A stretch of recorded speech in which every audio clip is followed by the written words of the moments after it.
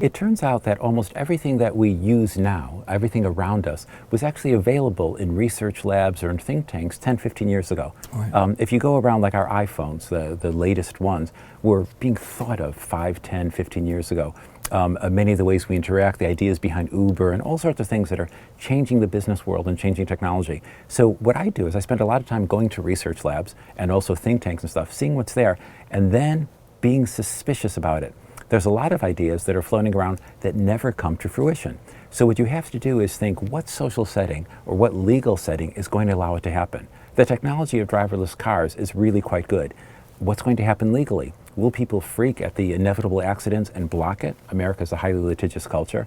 Or will people say, well, this is wonderful, mobility for older people, mobility for the handicapped, less pollution as more cars are used.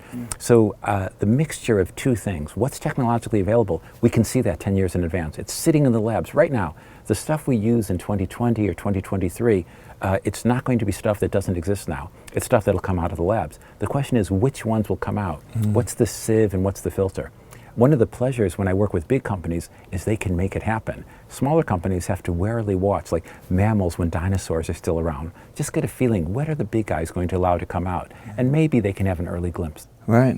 And what advice would you give to large organizations on innovation? Would you suggest that they build their own innovation center, testing new ideas, or would you say just leave that to the startups and wait for them to be successful enough to prove that they've got something that works in a prototype and then just acquire them?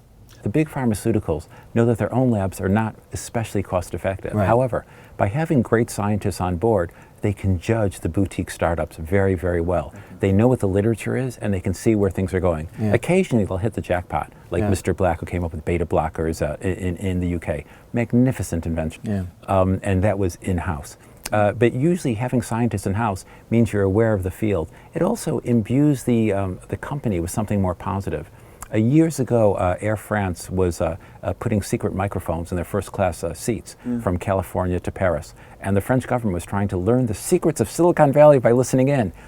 Do you know how depressing that is if you were working in high-tech in France? This is a long time ago under Mitterrand. And people said, well, you'll never be able to come up with it yourself. You'll have to steal from somebody else. That's no good. The advantage of doing it yourself is that you have confidence. Yeah. That famous lab that I was talking about, the Cavendish lab at Cambridge, their main success was finding mid-level abstractions.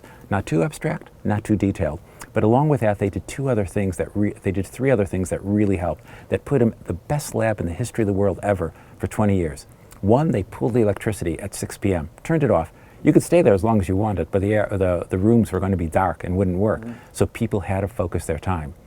Two, the other thing they did is they helped people with visas. It's kind of embarrassing if you have a visa problem, but if somebody helps you you can work in a new country, you're eternally grateful. And the third thing they did was say, we're not going to copy the other guys, let's make our own tools. There was a young grad student from Germany who wanted to see, how could you tell when radiation is going on? His name was Hans Geiger. At the lab, he invented the Geiger counter. Right. Yeah. They were right ahead of everybody. People later, in a year or two, could copy it. Doesn't matter. The Cavendish lab had found all the nice low-hanging fruit first.